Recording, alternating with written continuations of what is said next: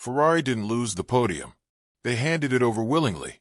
What if I told you the critical mistake wasn't when Hamilton pitted, but why he did?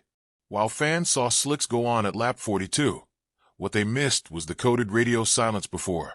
Just seconds earlier, Lewis questioned tire temps and the rain radar. No reply. Then out of nowhere, box. But here's the twist.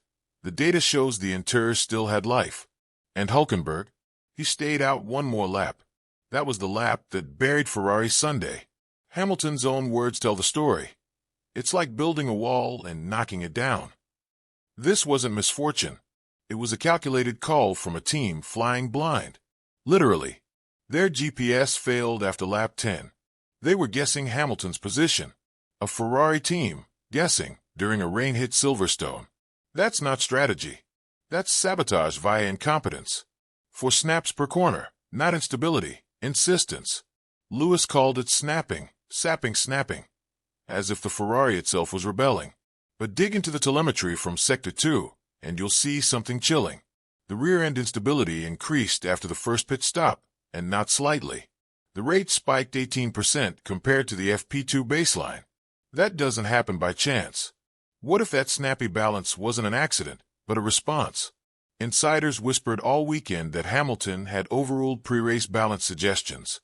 His version of the car, aggressively low ride height, soft rears, biased brake migration. A setup built for heroics. But in changeable conditions, it becomes a psychological test. The team let him run with it, then left him alone when it started to bite. You're kind of in no man's land, Lewis said. Not just about the handling, but the trust. That's not poor engineering. That's a power struggle. He wasn't chasing Hülkenberg. He was being dragged into the open. Lap 35. Hamilton dives on Stroll. The crowd erupts. But behind the cheers, the telemetry screamed something else. His brake bias suddenly shifted 1.7% rearward mid-corner. Not driver input. Automated delta response. That means Ferrari's system anticipated late braking and adjusted without consent. Why?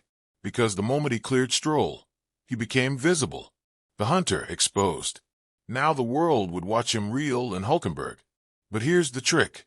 His tires were already on the edge, soaked in temperature from dirty air and failed cooling logic. The chase was doomed before it began. Why didn't Ferrari tell him? Why send him on the undercut, knowing the inters were still superior for another lap? Simple.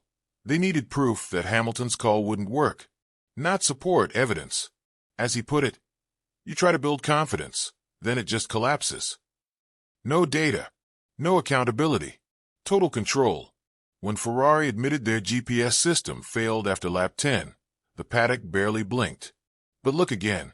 That failure gave them exactly what they needed. The power to make blind calls, deflect blame, and control the narrative. Here's what really happened. Without positional data, Ferrari claimed they couldn't triangulate Hamilton's true gap to Hülkenberg. Yet radio logs revealed they still had full sector timing, meaning they knew enough to wait.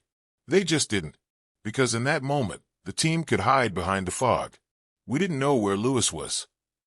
Translation: we acted without consequences, and it worked. Hülkenberg stayed out, got clean air, perfect temps, and extended the overcut. Hamilton, he emerged behind Leclerc again. GPS failure didn't cost them a podium.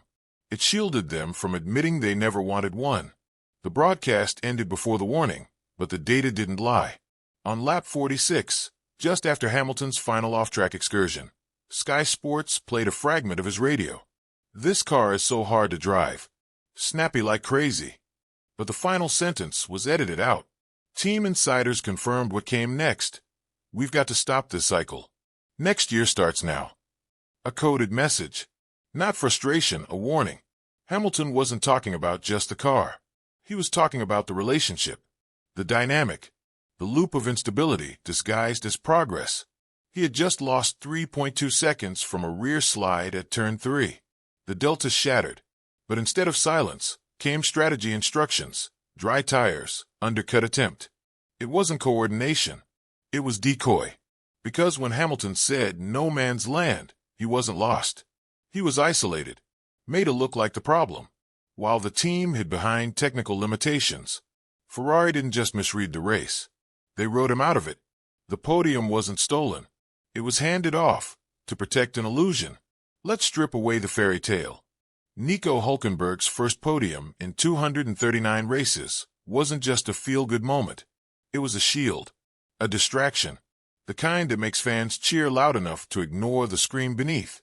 Here's what the numbers say. Hülkenberg stopped 1 lap after Hamilton. Same window, same tires, but his outlap delta was 4.6 seconds quicker. That's not just tires. That's clean air. Perfectly primed track temp. No traffic. Ferrari could have mirrored it. Hamilton asked for more laps. Instead, they boxed early, knowing he'd hit the crossover point too soon. That left him skating, oversteering, and exposed. Because the real threat wasn't Nico. It was the narrative that Hamilton in the rain could erase SA, Alpine, and Aston Martin. Despite the chaos Ferrari handed him, that would have been a statement.